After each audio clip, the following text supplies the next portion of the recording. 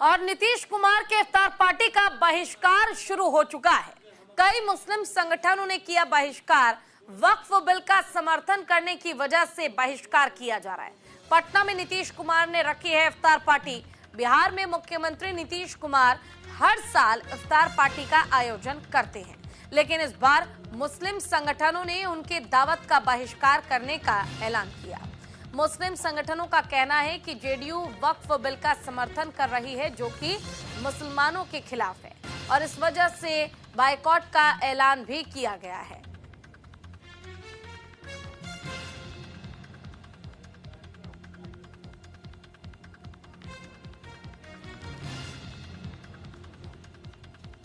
तो देखिए, वक्फ बिल का समर्थन करने पर नीतीश कुमार का बहिष्कार किया जा रहा है। नीतीश कुमार को लेकर जो इफ्तार पार्टी में वो शामिल होते हैं, इसका बहिष्कार किया गया है।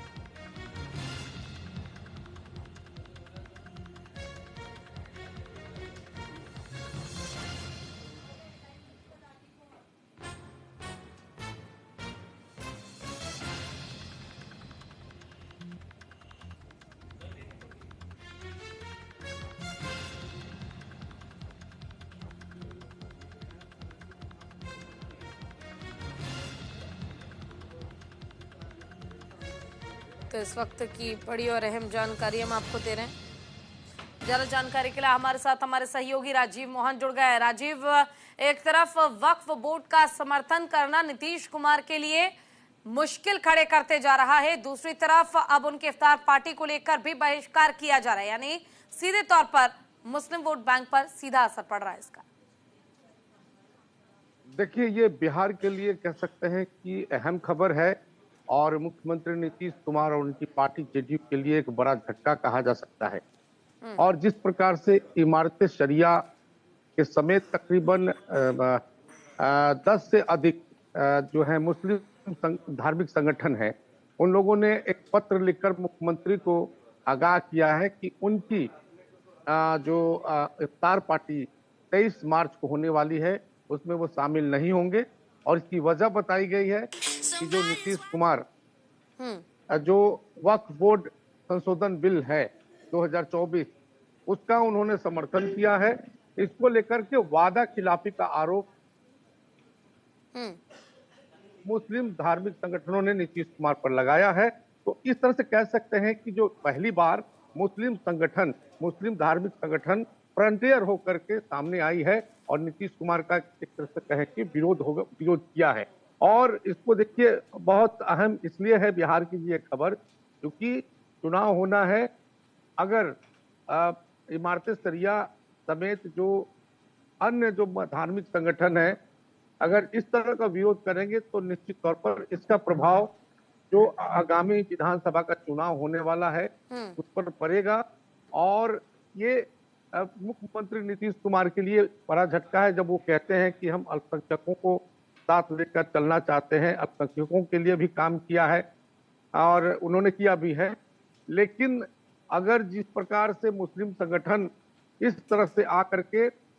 नीतीश कुमार का विरोध करना शुरू कर दिया है, तो उससे साफ हो गया है कि अब आने वाले समय में अगर नीतीश कुमार का यही स्टैंड रहा तो फिर मुस्लिम धार्मिक संगठन नीतीश कुमार को चुनाव में भी बहिष्कार करेंगे। और जिन मुस्लिम संगठनों ने विरोध किया है, धार्मिक संगठनों ने विरोध किया है, माना जाता है कि उनका मुस्लिम समुदाय पर उनका आधिपत्य होता है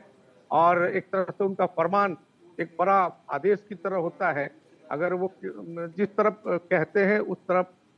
लोग जो है मूव कर जाते हैं। तो ये नीतीश कुमार के लिए बड़ा झटका है। अब 23 तारीख को इफ्तार पार्टी होना है, उससे पहले ये पत्र मुख्यमंत्री नीतीश कुमार को इमारत शरिया के जरिए 10 से 12 मुस्लिम संगठनों धार्मिक संगठनों ने ऐसा भेजा है। लेकिन यहाँ बड़ा सवाल तो यही है ना राजीव, कि आखिर नीतीश कुमार क्या करेंगे, क्योंकि नीतीश कुमार इफ्तार पार्टी से कई समय हमने देखा है, हर बार हमने देखा है वो इफ्तार पार्टी में शामिल होते हैं, लेकिन अब हर बार की तरह बात इस बार नहीं रही और इस बार कहीं ना कहीं जो विरोध किया जा रहा है इसका असर वोट बैंक पे तो बाद में पड़ेगा, उससे पहले तो नीतीश कुमार और उनकी पार्टी पर ही पड़ेगा। तो नीतीश कुमार क्या करेंगे? देखिए, यही मैं कह रहा हूं कि नीतीश कुमार के लिए बड़ा झटका है और ये उनके लिए बड़ी चुनौती है, क्योंकि नीतीश कुमार की पार्टी में भी जो है बहुत सारे मुस्लिम बड़े नेता हैं, मंत्री भी, मंत्रिमंडल में भी उन्होंने अल्पसंख्यक समुदाय के मुसलमानों को उन्होंने जगह दी है।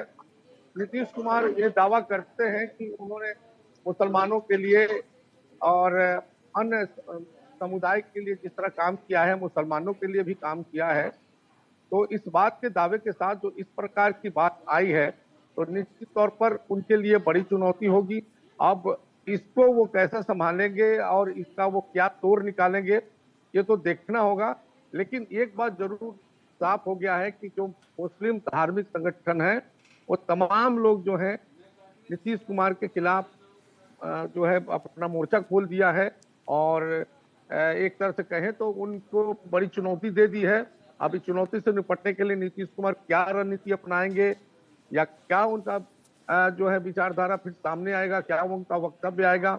उनके पार्टी के अंदर इस बात को लेकर निश्चित तौर पर हलचल है और निश्चित तौर पर नीतीश कुमार जो है इस पर अपना बयान देंगे या उनके पार्टी की ओर से बयान आएगा। लेकिन फिलहाल जो स्थितियां हैं, अगर इस तरह की रही तो ये कह सकते हैं कि जो मुस्लिम वोटर वोट बैंक पर की राजनीति जदयू करती रही है, उस पर खतरा मंडरा रहा है और ये उसका एक कह सकते हैं छोटा सा बानगी है जो नीतीश कुमार के लिए बड़ी चुनौती बनी है। जी बिल्कुल राजीव, देखिए जिस तरीके से हम देखते हैं विपक्ष की अगर बात कर ले, आरजेडी की बात कर ले, तो एमवाई फैक्टर हमेशा से उनके लिए काफी प्रभावी रहा है और काफी फायदेमंद भी रहा है और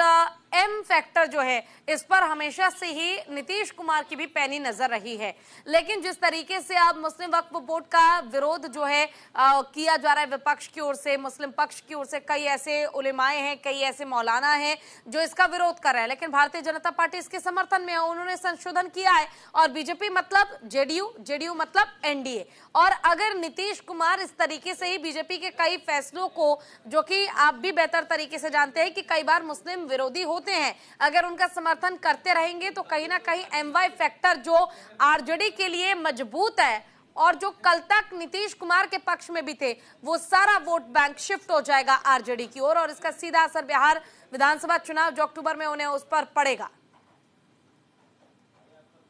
देखिए, निश्चित तौर पर अगर इस तरह का हुआ और जिस प्रकार से इमारत सरिया समेत 10-12 मुस्लिम संगठनों का ये